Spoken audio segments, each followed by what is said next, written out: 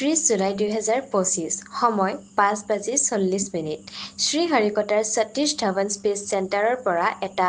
Satellite মহাকাশলৈ উৰা মাৰে কিন্তু ই কোনো সাধাৰণ স্যাটেলাইট নাছিল ই আছিল নাসা আৰু ইছৰোৰ দ্বাৰা ডেভেলপ কৰা পৃথিৱীৰ আটাইতকৈ ব্যয়বহুল আৰ্থ অবজাৰভেশ্যন স্যাটেলাইট যাৰ নাম আছিল নিসাৰ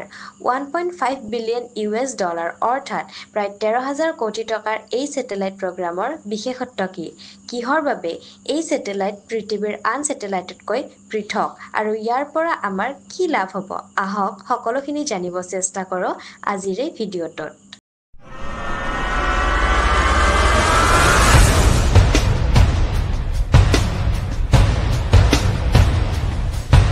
নিসাৰ অৰ্থাৎ নাসা ইছৰো সিন্থেটিক এপাৰ্চাৰ ৰাডাৰ হ'ল এটা আৰ্থ অবজাৰভেশ্যন স্যাটেলাইট যাৰ ৱেইট হ'ল 2393 কিলোগ্ৰাম আৰু ইয়াক GSLV F-16 ৰ সহায়ত পৃথিৱী পৃষ্ঠৰ পৰা 747 কিলোমিটাৰ দূৰত SSOত উপস্থাপন কৰা যাব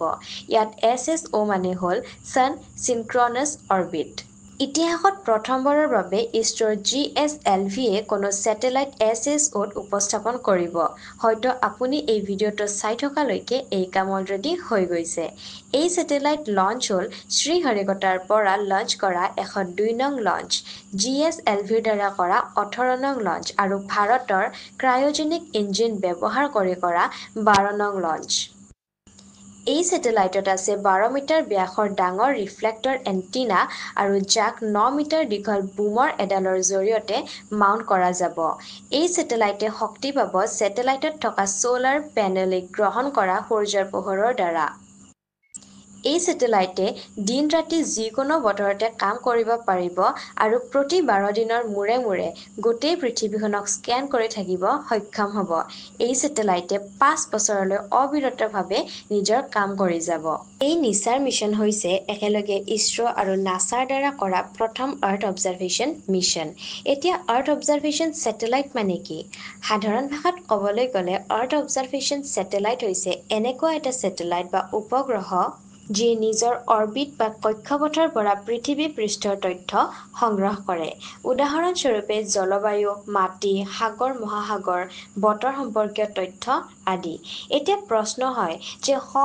আৰ্থ অবজাৰভেশ্যন স্যাটেলাইট আগৰ পৰাই এক্টিভ থকাৰ পিছতো ইমান টকা খৰচ কৰি কিয় এনে ধৰণৰ স্যাটেলাইট এটা নিৰ্মাণ কৰিবলগীয়া হ'ল কিহৰ বাবে এই স্যাটেলাইট মিশন পৃথিৱীৰ সবাতোকৈ দামী আৰ্থ অবজাৰভেশ্যন মিশন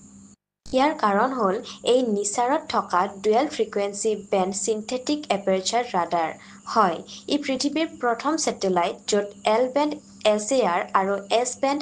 SAR আছে কিন্তু কি এই এল বেণ্ড আৰু S band SAR L band আৰু S বেণ্ড দুটা বেলেগ বেলেগ ফ্ৰিকুৱেন্সিৰ ৰাডাৰ পৃথিৱী পৃষ্ঠৰ পৰা 747 কিলোমিটাৰ দূৰত্বত নিজৰ অৰ্বিটত ঘূৰি থকা নিসাৰ স্যাটেলাইটে এল বেণ্ড আৰু S বেণ্ডৰ পৰা মাইক্ৰৱেভছ সমূহক পৃথিৱীলৈ পঠিয়াই থাকিব আৰু পৃথিৱীত থকা যিকোনো অবজেক্ট যেনে মাটি পানী পাহাৰ বৰফ বিল্ডিং আদিত এই ৱেভছসমূহ খুন্দা খাই বা ৰিফ্লেক্ট হৈ পুনৰ স্যাটেলাইটত থকা এন্টিনালৈ ঘূৰি যাব তেতিয়া স্যাটেলাইটে এই ঘূৰি অহা ৱেভছবোৰ প্ৰচেছ কৰি পৃথিৱী পৃষ্ঠৰ এটা হাই কোৱালিটি ইমেজ প্ৰস্তুত কৰিব আৰু পৃথিৱীলৈ এই ডাটা ট্ৰান্সফাৰ কৰিব ই প্ৰতিদিনে প্ৰায় 80,000 GB ডাটা 5 বছৰলৈ পৃথিৱীত ট্ৰান্সফাৰ কৰি থাকিব নিসাৰৰ এল বেণ্ড ফ্ৰিকুৱেন্সি যাৰ ৱেভলেংথ 24 সেন্টিমিটাৰ এই ৱেভছবোৰে ডাৱৰ ঘন অৰণ্য মাটি বালি বৰফ আদিক পেনিট্ৰেট কৰিব বা ভেদিব সক্ষম হ'ব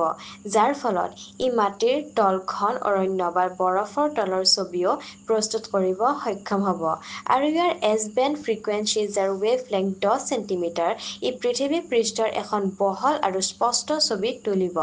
যেতিয়া এই এছ বেণ্ড SAR আৰু এল বেণ্ড SAR একেলগে ফটো প্ৰচেছ কৰিব তেতিয়া তাৰ পৰা পৃথিৱী পৃষ্ঠৰ এখন হাই ৰিজলিউশ্যন ইমেজ পোৱা যাব নাসাৰ দ্বাৰা এই স্যাটেলাইটত L band synthetic aperture radar high rate telecommunication subsystem GPS receivers solid state recorder payload data subsystem এইবোৰ প্ৰদান কৰা হৈছে আৰু ইছৰোই S band synthetic aperture radar spacecraft bus launch vehicle launch service satellite commanding and operation এইবোৰৰ দায়িত্বত আছে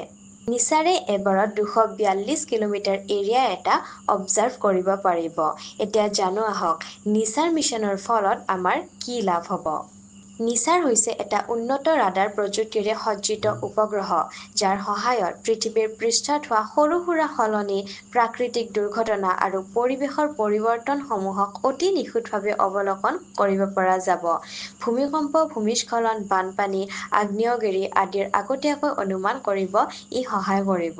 যাৰ ফলত ক্ষীপ্ৰ সতৰ্কবাণী আৰু উদ্ধাৰ কাৰ্য সম্ভৱ হ'ব। চেণ্টিমিটাৰ আকাৰৰো ভূমিৰ গতি পৰ্যবেক্ষণ কৰি বিপদৰ পূৰ্বাভাস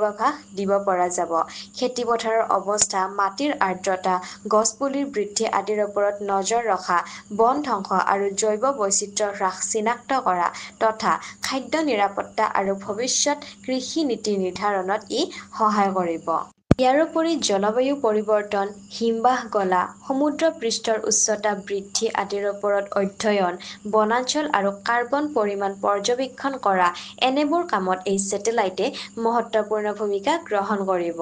এনেবোৰ সুবিধাৰ বাবে এই ছেটেলাইটক পৃথিৱীৰ এক্স-ৰে মেচিন বুলিও কোৱা হৈছে।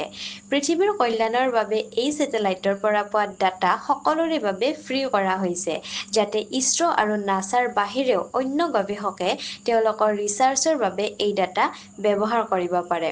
শেষত নিচাৰ হ'ল নাছা আৰু ইছৰোৰ দ্বাৰা তৈয়াৰ কৰা পৃথিৱীৰ এটা অতি শক্তিশালী ছেটেলাইট। এই ছেটেলাইটত made in India radar, rocket আৰু আন টেকনলজিও ব্যৱহাৰ কৰা হৈছে, যিয়ে স্পেচ টেকনলজিত ভাৰতৰ কেপেবিলিটি প্ৰদৰ্শন কৰে।